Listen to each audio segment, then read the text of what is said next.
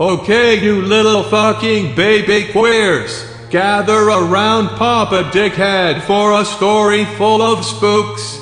No, not those spooks, you racist asshole. This is a spooky pastorino. So put on your little baba diapers and prepare to shit your little pants.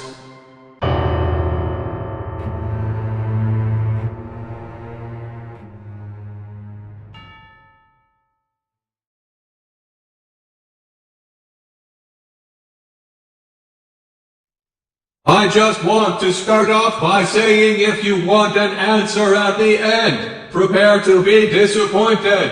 There just isn't one. I was an intern at Nickelodeon Studios for a year in 2005 for my degree in animation. It wasn't paid, of course. Most internships aren't, but it did have some perks beyond education. To adults it might not seem like a big one, but most kids at the time would go crazy over it. Now, since I worked directly with the editors and animators, I got to view the new episodes days before they aired. I'll get right to it without giving too many unnecessary details. They had very recently made the SpongeBob movie, and the entire staff was somewhat sapped of creativity, so it took them longer to start up the season. But the delay lasted longer for more upsetting reasons. There was a problem with the series for premiere that set everyone and everything back for several months. Me and two other interns were in the editing room along with the lead animators and sound editors for the final cut. We received the copy that was supposed to be filled with gravy patty and gathered around the screen to watch.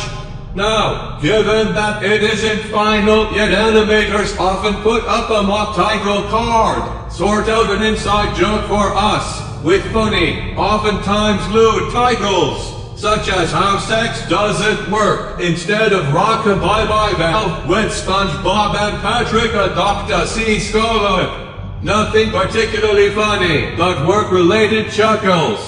So when we saw the title card Squidward Suicide, we didn't think it more than a morbid joke. One of the interns did a small throat laugh at it. The happy-go-lucky music plays as is normal. The story began with Squidward practicing his clarinet, hitting a few sour notes like normal. We hear SpongeBob laughing outside and Squidward stops, yelling at him to keep it down as he has a concert that night and needs to practice. SpongeBob says okay and goes to see Sandy with Patrick. The bubble splash screen comes up and we see the ending of Squidward's concert.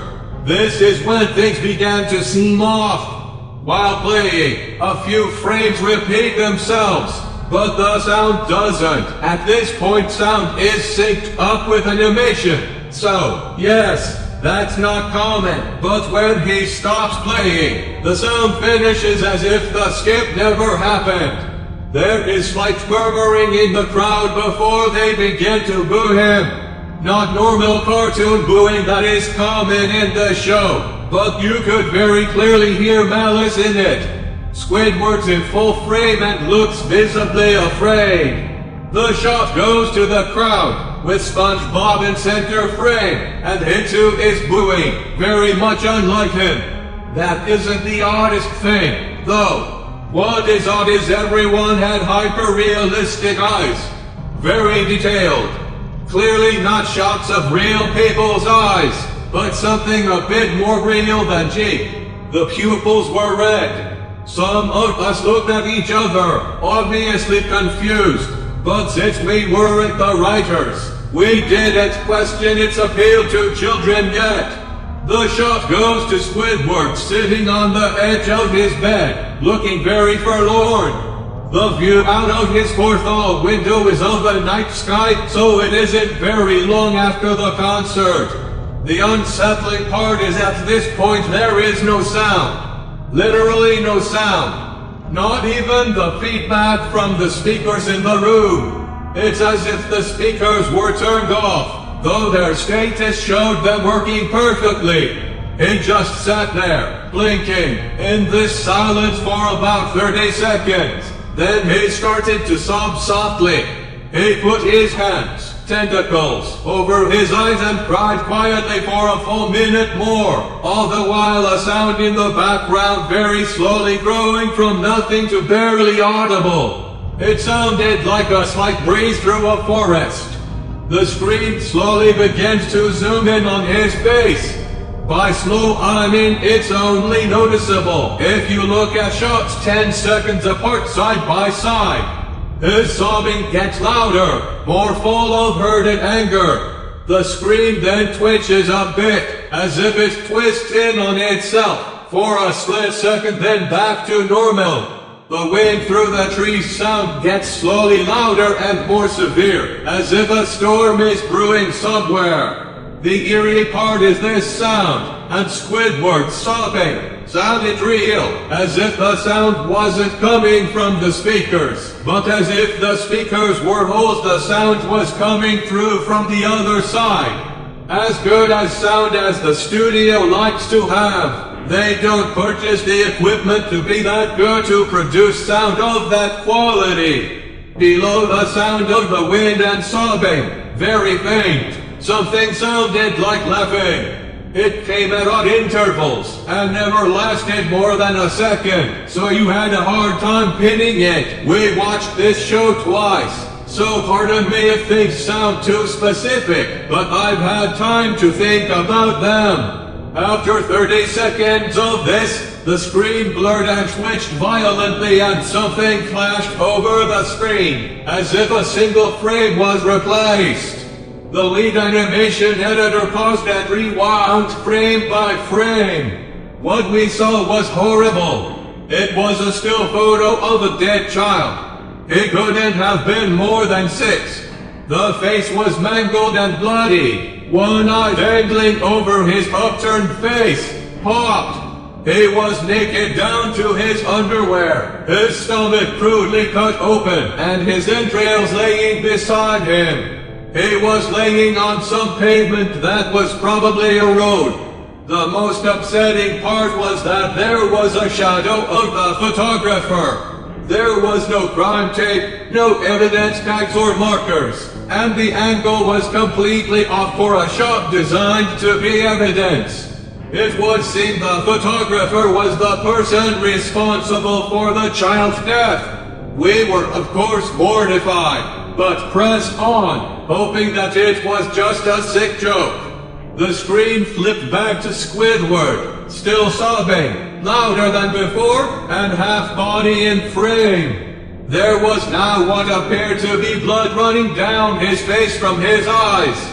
The blood was also done in a hyper-realistic style, looking as if you touch it you'd get blood on your fingers. The wind sounded now as if it were that of a gale blowing through the forest. There were even snapping sounds of branches. The laughing, a deep baritone, lasting at longer intervals and coming more frequently. After about 20 seconds, the screen again twisted and showed a single frame photo. The editor was reluctant to go back. We all were, but he knew he had to. This time the photo was that of what appeared to be a little girl, no older than the first child. She was laying on her stomach, her buttocks in a pool of blood next to her. Her left eye was too popped out and popped, naked except for underpants. Her entrails were piled on top of her above another crude cut along her back. Again the body was on the street and the photographer's shadow was visible, very similar in size and shape to the first. I had to choke back vomit and one intern, the only female in the room, ran out. The show resumed. About 5 seconds after this second photo played, Squidward went silent, as did all sound, like it was when this scene started. He put his tentacles down and his eyes were now done in hyper-realism like the others were in the beginning of this episode. They were bleeding, bloodshot, and pulsating. He just stared at the screen, as if watching the viewer. After about 10 seconds, he started sobbing, this time not covering his eyes.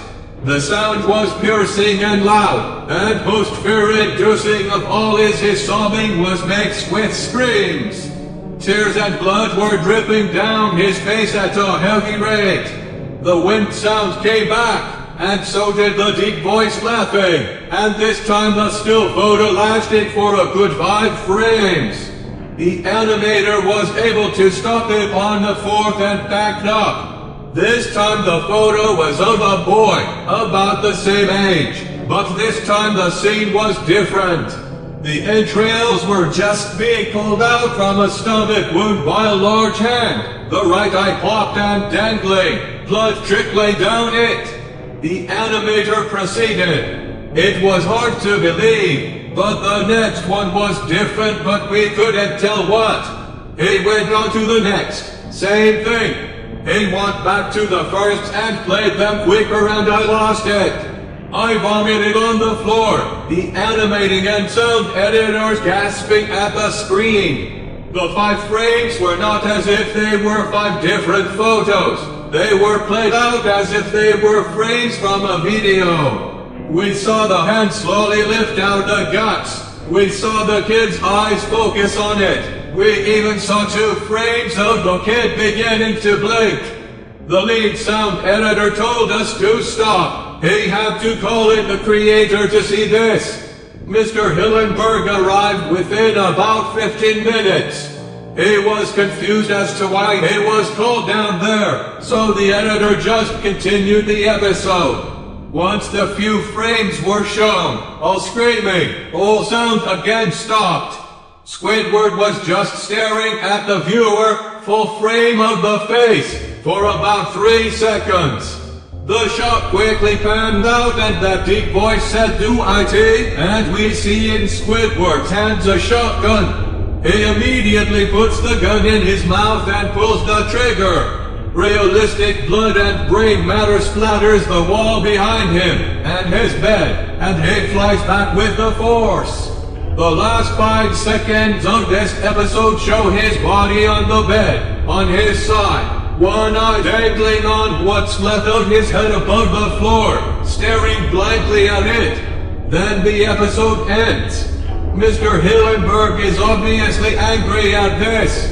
He demanded to know what the heck was going on. Most people left the room at this point, so it was just a handful of us to watch it again. Viewing the episode twice only served to imprint the entirety of it in my mind and cause me horrible nightmares. I'm sorry I stayed. The only theory we could think of was the file was edited by someone in the chain from the drawing studio to here. The CTO was called in to analyze when it happened. The analysis of the file did show it was edited over by new material. However, the timestamp of it was a mere 24 seconds before we began viewing it. All equipment involved was examined for foreign software and hardware as well as glitches, as if the timestamp may have glitched and showed the wrong time, but everything checked out fine. We don't know what happened and to this day nobody does. There was an investigation due to the nature of the photos, but nothing came of it. No child scene was identified and no clues were gathered from the data involved nor physical clues in the photos. I never believed in unexplainable phenomena before, but now that I have something happen and can't prove anything about it beyond anecdotal evidence, I think twice about things. So there you have it. One of the spurgiest posts on the internet, and the reason why we have all of these shitty lost episode posts. Please remember to subscribe for more cocksucking motherfucking stories. My nigga G was up.